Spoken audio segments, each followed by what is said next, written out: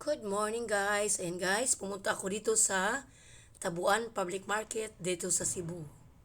Ayan guys, ang kanilang mga dry junket talagang napaka-presko guys at napaka-bago. Ayan, hindi yan maalat guys kasi galing yan ng daan, bantayan.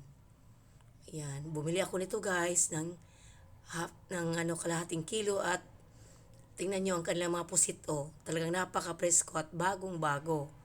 Ayan, bumili rin ako ng dried pusit. Ayan, matabang yan guys, hindi yan maalat. Ayan, at meron dito sa, iwan ko anong klaseng pusit din yan. At meron ding sweet and sour yan, na boneless. Napakasarap yan guys, ayan oh. Nako, napakasarap ng kanilang dried pusit. At meron ding, tabagak ang tawag sa amin. At meron ding mga ganyang klaseng bulad. Ayan, o dried fish. Ayan guys. At meron dito mga palad. Ayan guys. Patabang yan guys. Napakasarap niyan. Itong palad. At meron ding maraming dilis. Iba-ibang klaseng dilis. Ayan, yung dilis na yan. At ganyang klaseng dilis. At meron ding dilis na ganito. Yan ang binili ko guys. Itong klaseng ganitong dilis. Masarap yan lagyan ng sugar. Yan. At meron dito ibang klaseng dilis. Yan, parang apat siguro.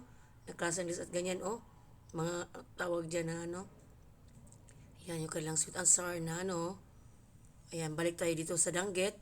Ayan, napakasarap ng kanilang dry danggit guys. Kaya palagi akong bumabalik sa kanila ba.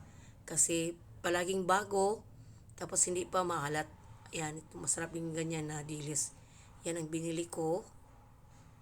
Ayan, at itong ganito guys iwan ko hindi pa ako nakatry. Kumain ng ganyan na klase ba. Ayan, at meron din dilis dyan. Excuse me. Ayan, ganyang klaseng dilis. At ganito ba, iwan ko kung anong usilamiana. Ayan, balik tayo dito sa danggit.